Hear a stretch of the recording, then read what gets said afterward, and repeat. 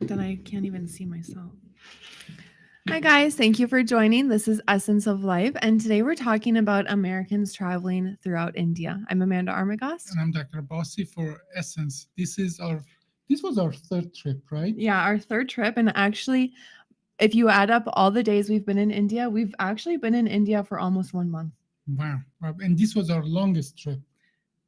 As long as last time, yeah. Yeah.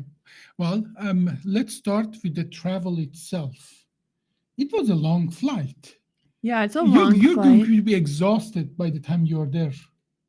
I slept the entire plane ride. You did? Yeah. Okay. Well, I slept the entire plane ride, but we did have a long flight. We had to fly from Minnesota. Obviously, you guys know we're here in Minneapolis to Boston, and then from Boston to London London, and then from London to to Bombay or Mumbai. Mumbai. Yeah. And on our way back, we flew from New Delhi to Rome, from Rome to Atlanta, from Atlanta to Minnesota. So flight from here to Boston was about 4 hours. All from, in all, it takes yeah. 24 hours. Yeah, at least, yeah. We With the- left. Yeah, we left Tuesday afternoon, and then we landed Thursday morning. But on our way back, we technically left Friday morning and landed Friday evening, but there's a time zone change, Yeah. so it is about 22 hours the of Friday flying. morning though at 3 a.m.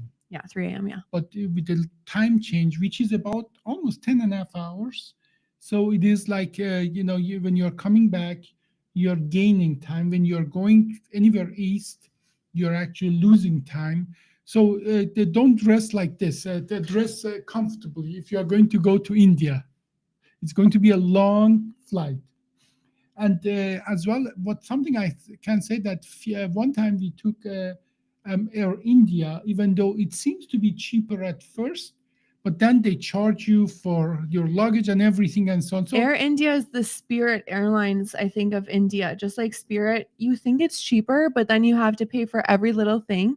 It's the same way with Air it end India. up being more expensive. Mhm. So and as well, if there's a dispute or something, you can forget about You're it. out of luck. Like You're out of you're the luck. loser in Yeah. this. No So- matter what, the payer is the loser. But then we arrived in about at midnight or after midnight in Mumbai. Hmm. It's pretty well organized. The airport is very well organized. I think Mumbai is the most modern city in India that we've been to. that is what we have been told, and it wasn't really any difficulty to get through the stuff, and it wasn't a big, thing checking our luggage or anything and so on. And then we had to drive from airport to our hotel. We stayed at the Taj Palace. Oh, by the way, if you don't know, Taj Palace is where that horrific terrorist attack was in 2016, I believe, Yeah. where a lot of people died, where the terrorists came through actually with boats through the gate of India, they call it, just next to it. Literally, the terrorists came through the gate of India. By the way, this is just on the other side of the street from Taj Palace. And then I think a lot of people died. Over 100 people died. But at the hotel, I think they said about 25 people died. Mhm. The terrorist attacks were at the hotel, at a restaurant, and in one other location. And we that I don't wanted to remember. watch that movie made about that because now we know that hotel. It's a unbelievable hotel, and I think that there's a lot of history behind it. Yeah, but the terrorist attacks did actually have a large impact on Mhm. the hotels themselves in India. When you stay at a nicer hotel in India, you do have to go through like security. They check I'm not sure if that's security. How they you check your remember? car, and then like they don't go through your car, they just check it, and then you have to put your bags and your purse and everything Okay, through the okay. through I the think that's scanner. a joke. I think that's totally a joke. First of all, they don't open the big suitcase. Somebody can be in the suitcase, especially these people are small, so they can fit. Three of them can fit in a suitcase, and then you put your stuff on a X-ray tech. I didn't see anybody on the monitor checking those thing, and then it beeps all the time, and they just say welcome, and they let you go Yeah, through. I'm sure if you look suspicious, Oh, you look very suspicious. not there. I do not look suspicious there. Everyone wants to say hey. So, well, but just be prepared that there is some security to get into your hotel. By the way, obviously there are lots of different hotels.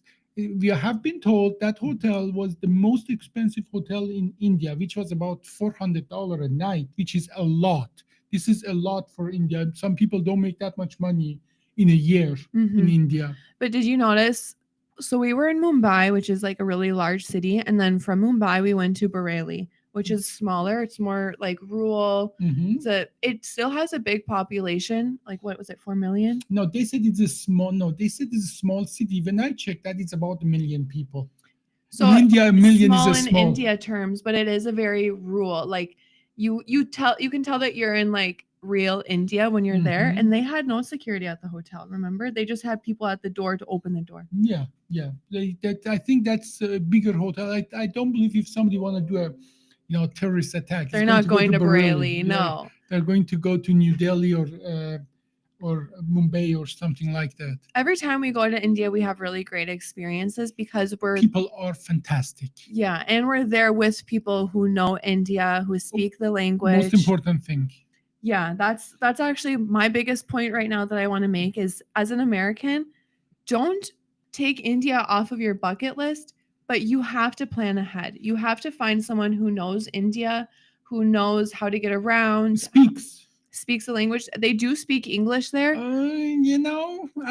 You always hear that they speak English, but and people at the airport, that some speak some English, and as well people we are interacting, doctors and so on speak English, but regular people, they don't speak English as you would think. Everybody speaks English. Well, in not India. everyone gets to go to school in India. It all Yeah. depends on where you grew up. Yeah. If you Yeah. grew up in a place that has a school and you are able to get to school, then you probably will speak English. The road signs have English on them, and a lot of the street signs, menus, they all mostly where we were had Mhm. English.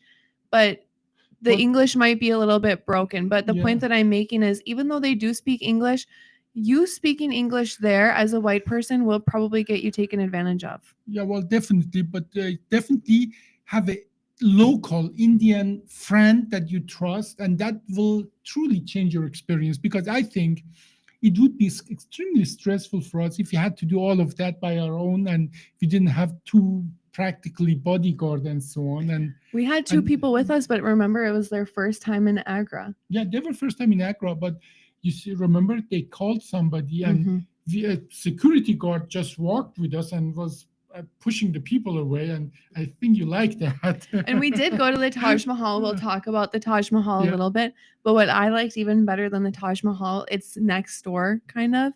It's called the Red Fort or the Agra Fort. There's two names for it technically.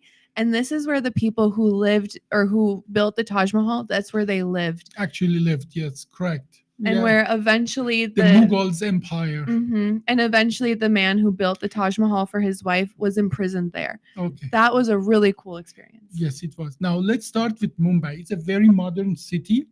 And it is like traffic is unbelievable. It is very humid. It's very humid. And, all the infrastructure are pretty good, but just plan, if you have to go from anywhere in Mumbai to airport, plan 2.5, 3 hours. Just plan a lot of time. You are not going to get anywhere quickly in India. Even when we arrived, we were driving at 2 a.m. Still traffic. It's still traffic. So, and then right next to the Taj Mahal, at the Taj Palace, there was this, what they call the gate to India. They built it for Queen Victoria. And that is where we got into a boat to go to Elephanta Island. And that was a very interesting experience. So what do you want to say about that? Okay, so Elephanta Island was really fun. I loved Elephanta Island, but this is where you can kind of see like the discoordination and I guess you could even say corruption of India, because to get on the boat, you have to pay like for your ferry. And then it's a 1-hour ferry to a really tiny island. After you get off the boat, you have to pay to get to the island. And then you walk uphill for about 1 mile. Oh, it's a steep climb. Hill. So don't worry. Infrastructure. It's like, stairs and paved, and there are shops along the thing. There's vendors along who are begging you to come by. Yeah. And then once you walk through all the vendors, it takes like 30 minutes. Yeah. So about 1 mile uphill the entire way. you get to Elephanta Island, like the ruins. You will be soaked from your own sweat. Unless you're smart enough to wear Indian clothes, then you won't be as soaked, because in India, their clothes are much more airy. They're made for that. Yeah. And when you get into the island, you will be greeted by one of those local street dogs. And it seems that the dogs have a method, and it's unbelievable. I love that. They come to a group of people and they just walk with them all the way up and all the way back. And because it seems that they know that that's how they get more attention and so on. And there is something I saw that was unbelievable. I saw a dog limping when people are around. When the people are not around, not limping, and then was limping on one leg on one side, from one side of the street to another. And then on the way back, saw another group of people was limping on another leg and so on. So that was, and the fact that they just literally walk with you. They go a little, look at you back, and then they wait until you catch up, and then they come with you. And that's exactly it. I think animals learn human behavior, and they learn how to manipulate us. And we'll talk about that a little bit more later. But after you walk 1 mile uphill, you get to where the ruins are, and then you have to pay again. Yeah. So just to get to the ruins, you have to pay 3 separate people. It is not a lot until you know that if you look like Amanda, they're going to take advantage of you and make you pay a lot more. So after you get to the ruins, you notice that there's a lot of monkeys in India. Everywhere.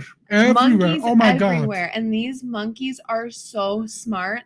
And I'm sorry to say, but a lot of people say that India is known for scammers. Oh, the Indian monkeys monkeys are scammers too. What do they do? Okay, the people who are begging on the street train the monkeys to go up to someone and steal their glasses. And the monkeys will go up on the roof with the person's glasses. The person who trained the monkey will say, if you want your glasses back, I can call the monkey, but you have to pay me this much money.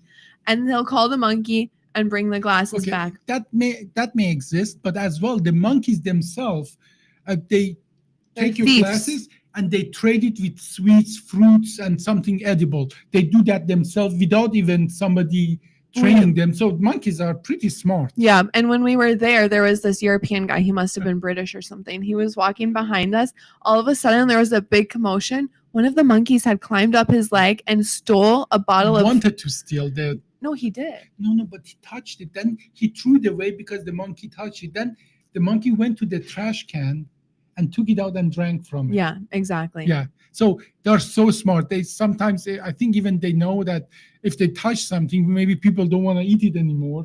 So all they need to do is go and touch something that is edible or that was sweet. I think something, some soda, sweet. It was soda. Yeah. And you will see them, with the babies, they groom each other and so on, and they're not afraid of you. No, they're just chilling. Yeah. I mean, I think you better be careful when you're there because like if you have glasses or cell phone and so on, they know how to get their share. Yeah, the locals warned us about the monkeys and said you have to be very cautious. But then let's talk about the beauty of the island. The island was gorgeous. Oh my God. It's so green, very natural. But it was a little bit disappointing for me, to be honest, because India has been just pillaged and everything by the British and by the Portuguese. So Elephanta Island is where they had a lot of religious sculptures that were obviously hand carved thousands of years ago. Right into the mountain and the cave. They made a cave, and inside of the cave they carved all these ginormous, unbelievable, beautiful. Yeah, Hindu gods. Yeah.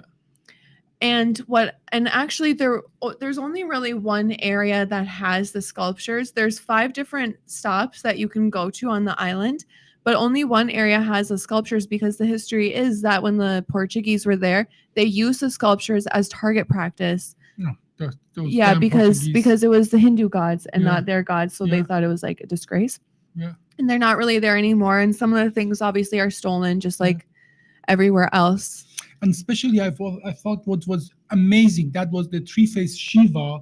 That's, like in lots of this religion figure, they're hermaphrodite, they're man and female and so on. So this 3-faced Shiva right out of mountain, like 20 feet high. And so that was right from the stone. and even the pillars were made. It was a solid rock. Yeah. So it's amazing how they made it. I believe they told us that was like 2,000 years old or something. Yeah, that's what they said. With the tools they had at that time, it's amazing how they made that. That's unbelievable. It's extremely impressive. If you ever go to Mumbai, I definitely recommend going That is there. absolutely should be on your list. But like I said, you need to have a local person with you because there's high tides and low tides. And if you don't go at the right time, you might be stuck at the island for a long time because you can't leave during high tides. And it's about an hour. Yeah, it's Boat an hour trip. boat. Yeah. Well, so we've made it back. We were in a conference, and the hospitality of Indian is just amazing. I think the hotel was so good that for the first time you considered staying there, Amanda. Actually, yeah, when I was staying at that hotel, I was thinking like I could totally get used to this. I could live in India. Every morning yoga and then Yeah. the pool and food and so on and And so also forth. the hospitality, the people there are so friendly and so nice. What I was a little as well, interesting for me. At night they took us for a good night, good food, and outside of the hotel, we went to what would be considered here a It was a diner.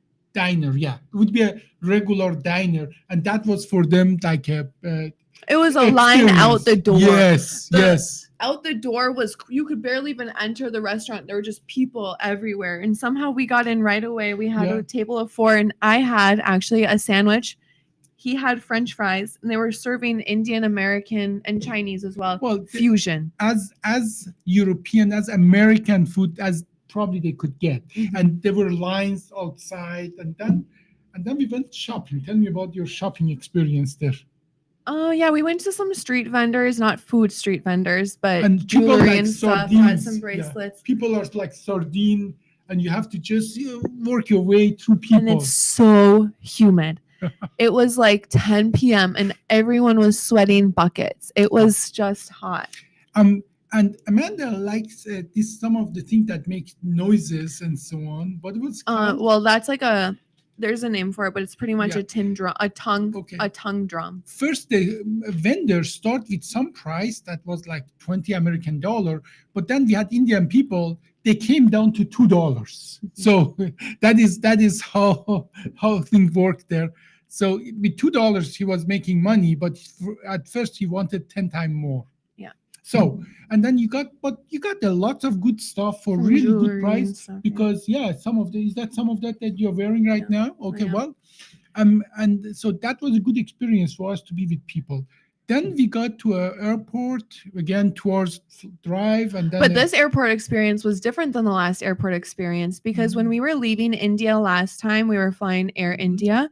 And when we came, we had different baggage rules than when we left. that shouldn't be really ever the case. But when we left, it was just us 2 Americans. Yeah. This time, when we were leaving Mumbai to go to Bareilly, we were with Indians, and we Because still had everything the was same. different. Yeah, everything was different. We still had the same baggage rules as when we left India last time, but because we were with Indian people, somehow they made it so we didn't have to pay for our extra baggage. By the way, if you go ever to an Indian airport, you need your boarding pass 20 right- times. Yeah, well, even before literally you get into the door, you cannot just go to there and get your boarding pass there. You have to have something that shows you have your boarding pass before or get something because you get controlled like along the way multiple times alone. Once, in United States, you go and check when you're at the gate, you just check your boarding pass, you just get in. Yeah. You get 5 times checked from the gate to the airplane, Yeah. 5 times before you get in. So I think they told us this is actually something Indian government is doing to create jobs. Hmm. That's a conscious There's a decision lot for of them. people there. Yeah, well, there's lots of people there, and it's extremely annoying, but that is just their way. Yeah. And then we flew Indigo from Mumbai to Bareilly. And Which is 4 hours. India is a big. India is big. huge, but you know what was really interesting is they don't give you drinks or snacks on the airplane. Yeah. They give you Oh, they give you have to buy it. yeah, but on American airplanes, you just get them like for free. They're Yeah, just giving you well, a snack. we have come down as well. This is what I got in my flight today. But at least you can have a Wichita. water or a coffee or a soda. on Indigo, you actually have to pay, but when you buy your coffee, I don't know how much it is, but it comes with like a tin of nuts. Yeah, yeah. So really, that was experience. I really loved You're that. just on tarmac, and you have to just walk directly from the. This is a million city. People, 1 million people are there, but they barely fly. So the whole airport is like a bus station, and you literally walk from the airplane directly to the thing, and the machine that brings your luggage is actually a tractor. It's just a regular tractor with a trailer. Mhm. They dump it there and it brings it there for Well, you. and don't quote me, but I think they said that there's only like two flights leaving Handful each of day. flights, yeah, handful It's a of flights. military airport, so Yeah. it's not your average airport. So even though 1 million people live there, it seems that it's very, I think, rural, and people don't fly and so on. And we noticed that as well when you are on the street. It's like a rural India. Yeah. Even in the cities, like a rural The India. infrastructure isn't as advanced, I Yeah. would say. But it's not like bad roads or anything. It's still Yeah. roads. Yeah.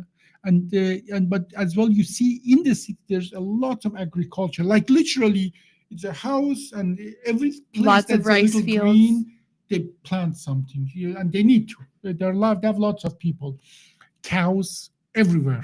I mean, they just have the right of way And a in lot of India. water buffalo too. Oh yeah, yeah. Now this is what I've been told, that the cows are holy. You cannot touch them, you cannot own them, you cannot eat them. But water buffaloes are not holy, so you can own them, you can milk them. But they don't eat them. Actually, I looked it up. They said, or people said, we cannot eat them, but my ChatGPT says in some places it's okay to eat water buffalo, but not cows. I would assume that's pretty uncommon. Yeah, I assume They're in that the as well. same family. But that's what ChatGPT says, that but definitely cows are generally off limit there. Mhm. So one of the things that as well they told us, and you see dogs everywhere. I mean, Dogs they're all over. all over. But you know what was interesting is the humans are actually kind of friends with the dogs. When we were at the Taj Palace, the guards there were like scratching the dog's ears and stuff. I have been told that by somebody, by Indian, that they're just doing it because American find it cute. If I don't believe that for Yeah. 1 second, because why would the dog go up to the person? well, Like a because- dog is gonna know if someone is gonna pet them or not. They're Oh not no, no, gonna they go up. they pet them, but they in most of India, they just stay away from them because they tell you something. Do not pet the dogs. Mhm. That's these dogs are. Not that they're not aggressive. They're usually get out of the way, and some of them actually they're trying to guide the traffic. Actually, they just there, and they're most of them all look the same. Yeah. And I have been told, I was happy to hear that they have even a law now. You cannot mistreat them. It's now a law that be respectful, don't mistreat the dogs and so on. So it is amazing how they can live in harmony. So many people and so many dogs can live in harmony. And Mhm.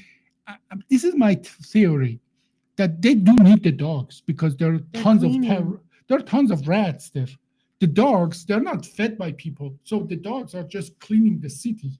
And the rats are huge. They're like this big. Do you remember the rat that we saw in Mumbai? It I remember like, both it of was them. like half of your size, and the rat was deciding if it should fight you or get out of your way. If Lily was there, it would eat Lily. And obviously, in the tourist area, it's all clean. But then, as soon as you get out of I wouldn't tourist even area, say it's all clean. well, it is relatively clean. It's as clean as New York. Well, but as soon as you get out of it, you see trash everywhere. You see trash everywhere. It's still India is still recovering from 200 years of colonialism. Yeah. They're still recovering from all the damage British did to them. So it's still a poor country. Yeah. Yeah. Now in Bareilly, what we loved is that the people are just so fantastic, and we had that gala. We will put some pictures up for you soon. And we, Amanda and I, we had our Indian attire, and people love that if you give it a try. Okay, that they love that. when you accept their culture and try and yes, like be a part of it. and you made a lot of I made a friends. lot of friends. I always make a lot of Yeah, friends yeah, in and as India. well, I'm going to put on TikTok few videos where Amanda is dancing with some kids and so on, and made some friends and so on. So yeah, they really appreciate you if you give it a try and so on, and they're unbelievably fantastic people. And honestly, Indian attire is much more comfortable than American Well, clothes. there is a reason that is over thousands of years they have developed what really fits to those environments. So Mhm. it's not by chance or surprising at all. If it was something better fitting to that environment, it would be some other attire. It's lofty. It's like you get a very thin. It protect you, but it is let the air in It's and so mostly on. cotton, Yeah. so it's very breathable and then Mhm. it's flowy. Did you know that is one of the reasons British really raped India because of cotton? Because in Britain you cannot grow cotton, and um, and they had only wool. And I'm not going to go even though scientifically tell you all the problems if you have only wool clothing. So one of the reason India was a rising economy, rising industrial country. They stopped everything. They took all the cotton to England and started the Textiles. textile industry there, and that's literally what. uh, Before the colonization, India had somewhere between 17 and 20% of the world GDP. After colonization, it was only three. All the wealth and cotton was one of the reason, and there's a reason they wear cotton there because exactly it's what fits there. So then we were in Bareilly. Then we got to Agra. Yeah, from Bareilly, we took a drive to Agra and it took about 4 or 5 hours. It did take a long Oh, time, but it was a really cool drive. it was long, much longer than 4 hours. It was like 7 hours and so on. And Well, that's because we took a stop. yeah, well, okay, well, and because you're driving at 30 miles an hour, you Yeah. cannot drive faster, and people are everywhere. And I think that this is where everything started going wrong for me personally because we did we drove from Bareilly to Agra and we were driving to the Red Fort, which was one of my favorite parts of the whole trip. I thought it was super cool. But we stopped in two places. We actually stopped on a bridge. It was like one lane going this way, one lane going this way, and we just on the Ganges River, stopped on the bridge so we could right on the see bridge. I mean, in the middle of the bridge, not, I mean, in the middle of the lanes to the side, but on the bridge. Imagine, the biggest bridge you have, it's bridge on the Ganges. They just park on the side to get out and take some pictures. Yeah, we took some photos. Yeah. And there were people having a party in the river. Like kids are playing. It was really cute.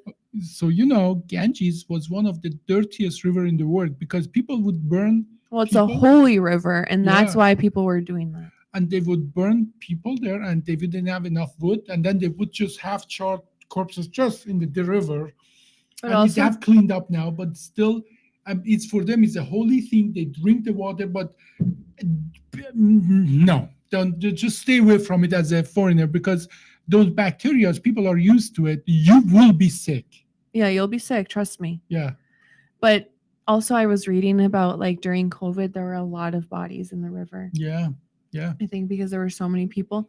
But yeah, so when we stopped there and then we were driving to Agra and realized that the drive was taking much longer than we anticipated. So we had to stop at a fruit stand to get some fruit. Oh my gosh, it was like cute to stop at the fruit stand, but to be honest, we could have maybe stopped at a better location. Behind the fruit stand was a reservoir where all of the sewage was just flowing through, probably to go towards the river. It was one of the even he was gagging. I was maintaining my composure because I didn't want to insult them. It was the worst smell ever. Flies all over the place. But we got the fruit. I'm not kidding. The best mango I've ever had in my life. Yes. You cannot top these mangoes. But you have to wash them very thoroughly. Yeah. Now, one of the rules in India is that eat only cooked food and don't drink or don't take ice, get bottled water. I mean, your system is not used to those bacteria there. And even they told me, even Indian people told me, don't get ice. Yeah, they said don't get ice. The water they use for ice might be just the regular water, and it might not be good for. Even Indian told us don't use the ice. So, and If you get something unprocessed, you probably it's not a bad idea probably to just put them in water and have some chlorine thing there. Put that in the chlorine water, so get rid of the bacteria. But the fruits are unbelievably, they're So tastier than delish. anything you have had. But you just have to make sure that you're not exposing yourself to the bacteria that you're not used to. And my thought process was that, like, a general rule of thumb, not just in India, but in the world, is that if you're eating a fruit that has a wrapper on it, you should be okay because there's a wrapper. So like, Like a banana. or an orange. Yeah. And that's what we ate in the car. And I'm thinking back, I stopped at the stand, touched everything, got in a rickshaw, took photos, got directly in the car and ate the oranges and bananas without washing my hands. Yeah, Princess was treated, I was so hungry. Yeah. And then we kept driving and we got to the Agra Fort, the Red Fort, which is Red Fort. Unbelievable. The coolest probably piece of building I've ever seen in my entire life. How old was it? It's the Mughal Empire built that about 500 years ago. It is so impressive. Huge red bricks that it's a ginormous. We could only visit, they told us, only 5% of it. And it's where the actually Mughal Empire they used to live. And there's so much technology built into it. When you walk through, like if you're an invader and you're going to invade, there's a lot of turns, so you can never see the entrance you came through. That's where you see technologically, they were very, very advanced. Very. And it all went back when they were colonized, and then all the wealth, the riches went to England. Mm-hmm. And how it's built, the geometry, the architecture, the technology. Like, go ahead. Like that, you remember that window that when you look from outside. Yeah, but we're not even there yet. Yeah. When you enter the door, everything is at a slant, a super steep slant with ridges, so that their elephants can walk up, but it's harder for like a horse or something like that. Mm-hmm. And when you walk through the fort, getting to the main entrance, there's walls on both sides with holes on the top of the walls. And what they do is, if they hear an invader, they flood that area with water and oil. Mm-hmm. And then that way it's too slippery. And also it echoes. And then you can hear anyone that's coming. So nobody can surprise them. Yeah. No yeah. surprising. And then as well outside, it was literally a big tumults. Yeah. It was like a trench. And they said they have like alligators and crocodiles and something there and some. But there were two molts. One of them had alligators and crocodiles, and then that's the first one. Then you have to go over like a huge wall, and then there's another molt. But this is all wild animals, like tigers, elephants, things like that, who would eat you. And then yum, yum. Once you get through the fort, they have a summer house and a winter house. Mm-hmm. And that has something to do with how much sun you get. And they told us even in the summer house, they would put water in the walls were hollow. So it would freeze in winter. I'm not sure how would it freeze because it's always so hot there. But either way, then that frozen water would cool it during the entire summer. And then the water that would flow from that, they had an unbelievable trench. It's all engineered in a marvelous way to keep the summer house cool. Mm-hmm. And then we looked from there. We looked at Taj Mahal, if you remember, and then it's magnificent. Taj Mahal was magnificent. And they tried a little to scam us, but otherwise the architecture. They didn't scam us there. Well, they took us in the Taj Mahal. They took us after Taj Mahal. Okay, but we were at the Red Fort, and they did not scam us at the Red Fort. He's getting it mixed up with the Taj Mahal, which was the next day. Yeah. Okay. At the Red Fort, no one tried to scam us. Everyone was really great. And so there were two houses, a summer house and a winter house. The summer house had hollow walls that they would fill with water, and the water was perfectly trenched to go into the river. They did have to eventually move the river back for more whatever they were doing there, like gardening. Mm-hmm. But the guy who built the Taj Mahal lived here with his children. Shah Jahan, yeah. His two daughters and his son.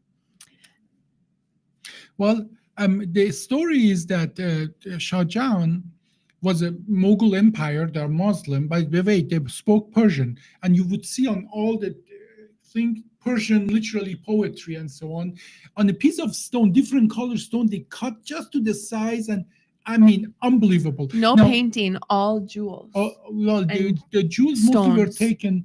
Those that could be removed, they were taken by British. But whatever they couldn't take, still there. Like either way, Shah Jahan has multiple wives, but He had Mumtaz 3 Mahal, wives. Mumtaz was the Persian princess that he married. He and Mumtaz was the one that had the children, so Yeah. was the favorite one. And the story goes that he was so heartbroken that built the Taj Mahal as a resting place for. She died in childbirth, After I think what eight children, 9 children, something like but that. only 3 survived. Yeah, only very few survived.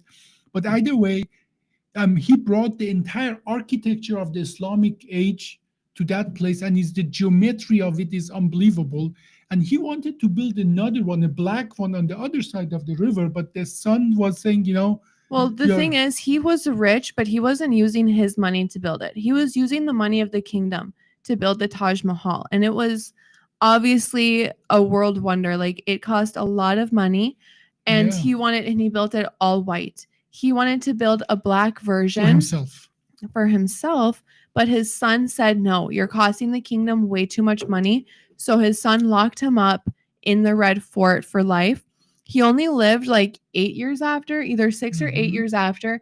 And there's a theory, people do think that he was actually poisoned, and that's why he didn't live much longer. Mhm. There's some other, I don't know if it's truth or story or whatever, but apparently when his wife passed away, he was so upset about it, his hair turned silver overnight.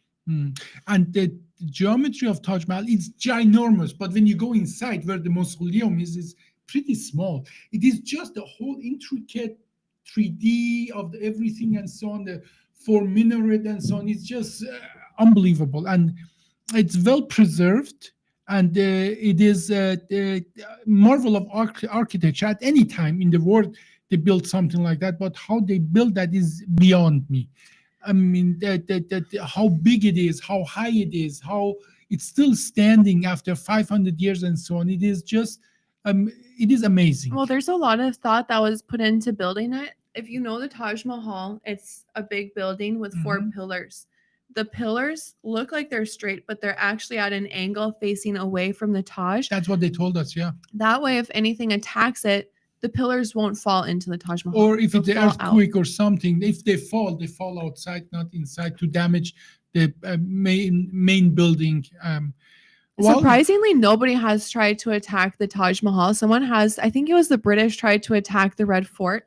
And you can see that there's this like marble platform where one of the bombs, what is it called? Cannonballs came, knocked on it, and hit the building, and they left it like that. They left so then Yeah. you can have the memory of it. Yeah, And but now a bird's living there. yeah, and literally the walls are so thick that it's just a dent in the wall. Just a dent. But Yeah. no, I'm super surprised that nobody has ever tried attacking the I'm Taj happy Mahal. nobody attacked that. That's such a marvelous place to be. I'm happy about it too, but Yeah. the only time that they've ever had like a fear of being attacked apparently was during World War II. They put a black blanket over the Mhm. Taj because in the moonlight it does glow. Mhm. And there's a story that the Taj might have some dark history in regards to the builders. I don't necessarily believe that's true.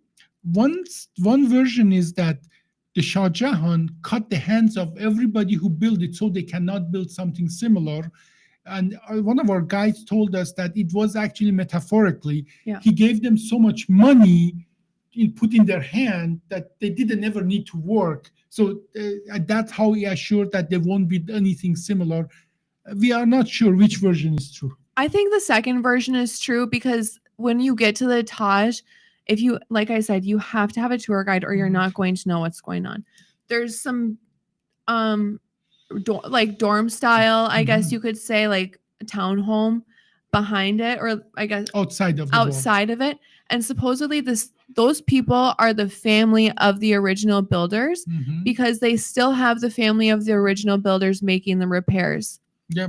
For some of the stuff that needs repaired, there are over the generation and generation, there are still people who can work with that material in a traditional way. But then what kind of killed the vibes at the Red Fort, we had a Mhm. great guide and a good security guard who was kind of telling people like chill out, you have to move for the photos.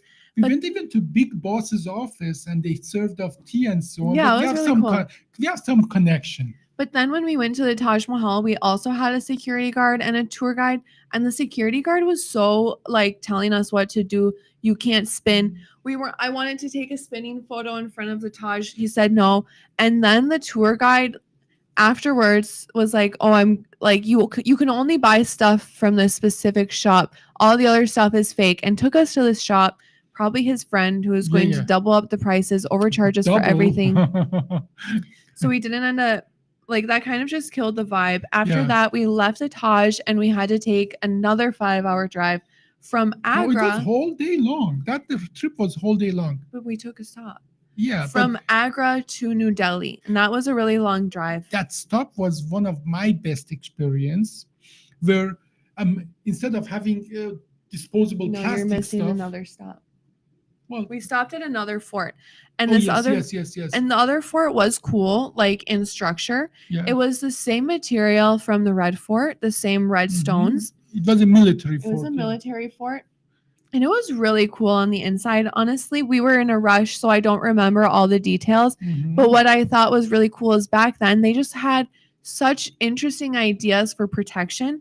The king who lived in that fort, his bed was like 8 feet off of the ground, and it was a ginormous bed. Probably you don't know the size of this room, but half of the size of the room. And every night they would flood the floor of his bedroom so that if anyone tried to come in, he would wake up from the sounds of the water splashing. It's really sucks to be a king there if everybody want to kill you. So you have to sleep in a room full of water. That just sucks. But this is again where you need to have a local tour Yeah. guide To because tell you the stories, yeah.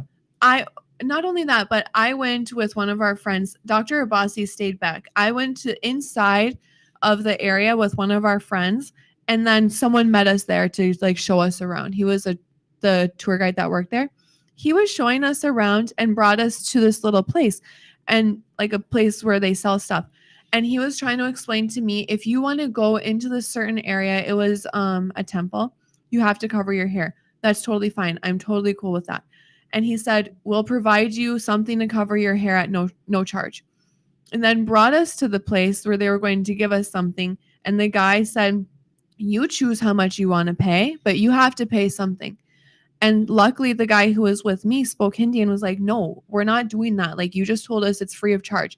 So eventually I wasn't Killed the vibe as well. I didn't go into the mosque or into the temple because I'm okay to pay, but I don't want another shawl. I have a million shawls. Just let me borrow it and then be cool. So I didn't go in. And when we were leaving, the tour guide started speaking to me in Spanish. He asked for a tip in English to my friend I was with. And then obviously my friend gave him the tip. Yeah. That's normal. Like that's what you're supposed to do.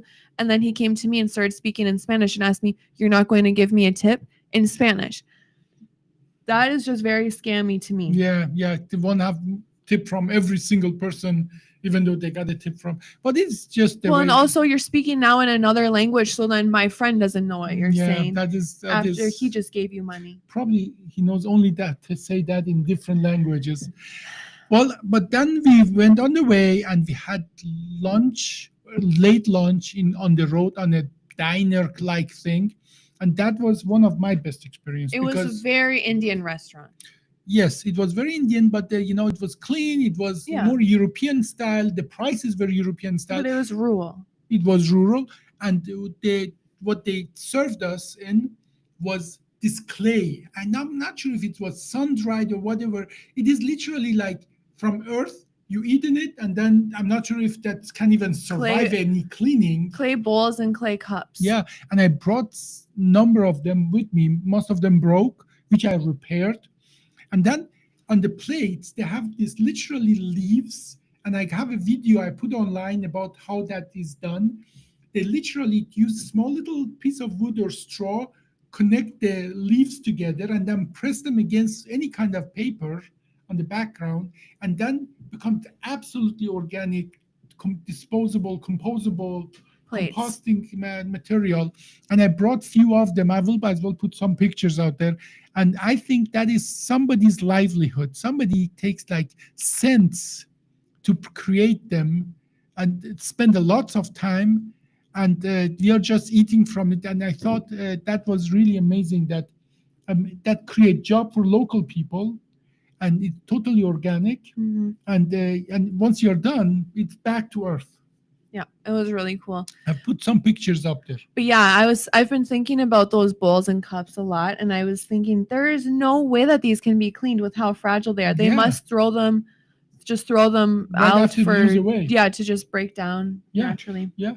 I mean, and it's just earth. That's all what it is. Yeah, So just clay. there's no reason to have any, second thought about that.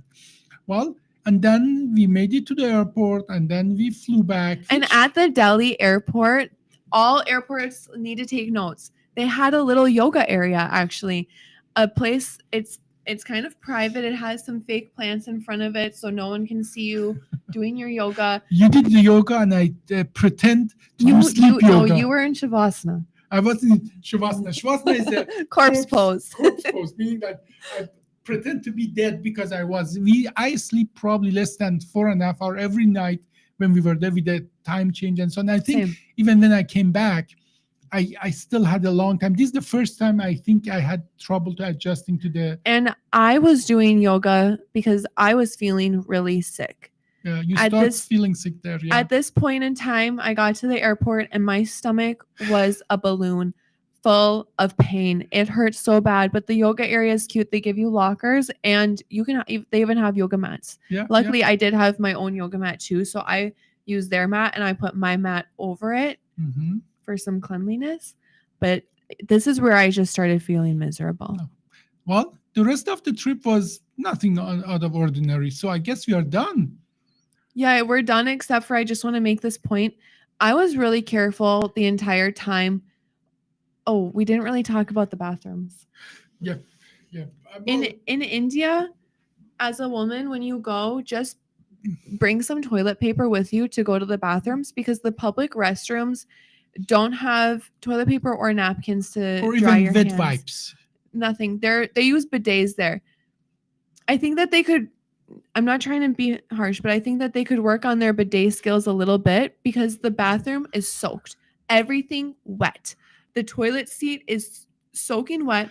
If you have long pants, you have to roll them up because your pants will even be wet with this whatever material is combination is there. there. Mhm. And they don't. So work on your squats and then bring toilet paper with you and maybe even some napkins to dry off your hands after you wash them. Take your toiletry with you. Yeah. Well, we still enjoyed that a lot. Oh, I still loved it, but as an American, just be careful. Don't eat ice. Even if you have fruit, make sure you wash it really well and try and eat stuff that has a shell on it. So like mangoes. I don't know what I got sick from, but I did bring back an unwanted souvenir called E. coli from India, and it's been 2 weeks and I'm still a little bit sick. So watch out, but don't take India off your bucket list. Just plan ahead and make sure you have a good friend there who can help you get around. Good advice. Well, thank you for joining us. Thank you guys for watching. This was How Americans Traveled Through India. I'm Amanda Armagost. And I'm Dr. Abbasi for Essence.